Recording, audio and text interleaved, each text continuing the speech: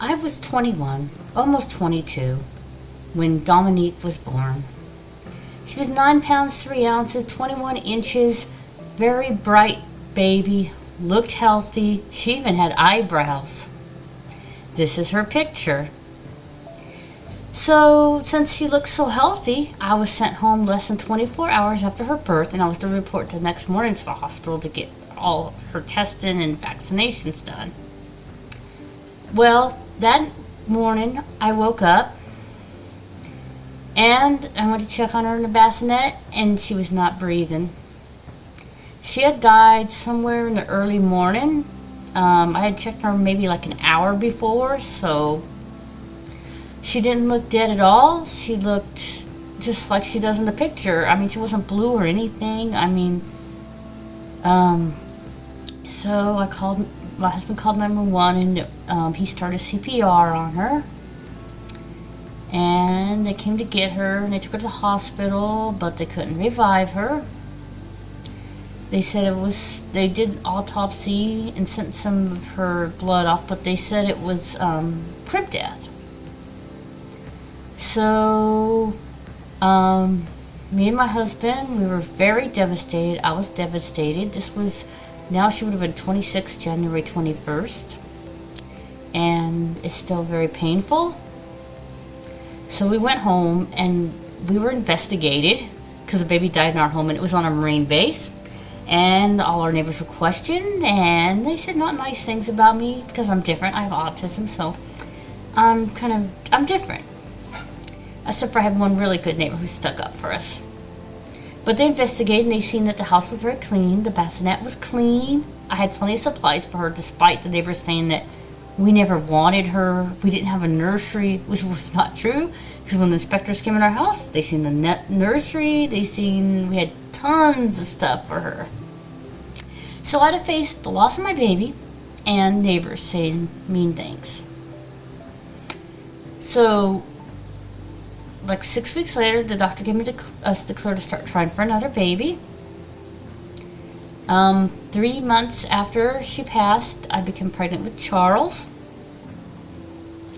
While pregnant with Charles, I got a call that some of her blood was sent to a lab in Paris, France, because they thought maybe she had something they didn't know. Because when they did do the autopsy, they found fat in her liver, a lot of fat for a newborn baby.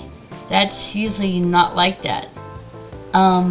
So then the results came back that she had some kind of fatty oxidation disorder. But back then they told me, oh, it's just a rare mutation, it's not genetic. But now we know it's recessive, and both my husband and I carry a gene which makes the VLCAD, which she had. So what happens is, I was breastfeeding, and you know how the milk doesn't come in right away?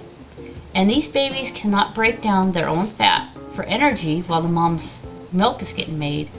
So her blood sugar dropped, and most likely she went into a coma, and she passed away. So we found out that's what happened with her. So now I'm pregnant with my son, and I did do an amnio we did do an amnio with him, and it came out that he was fine. He's a carrier, but other than that, he was fine. And then we had another daughter, which is Adrian, who we found out has VLCAD. So she was in and out of hospitals most of her childhood. She has a severe form, which is a cardiomyopathy, but she seems to be thriving now. And then I have another daughter, Carissa, who's just a carrier, so that means they'll be fine. If they do decide to have children, they'll be fine as long as they don't find someone else that has the recessive. And this disorder is very rare, so not that likely. So, yeah, people probably think, oh, why don't you get over it? That was 26 years ago, but it still hurts. I still think about her. I still think about my baby Dominique. There was a few signs in the hospital. Sometimes they break down muscle for energy, and then their urine will be red. And her urine was like really dark, kind of reddish. And the nurses said that it was sometimes female babies get it from their mom's hormones. So I thought, okay. Another indicator was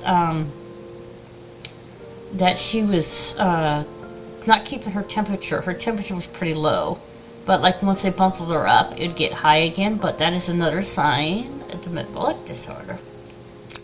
So sometimes I wish, I wish I can go back knowing what I know now, and knowing she had VLCAD, thinking we could have saved her. And that is very hard.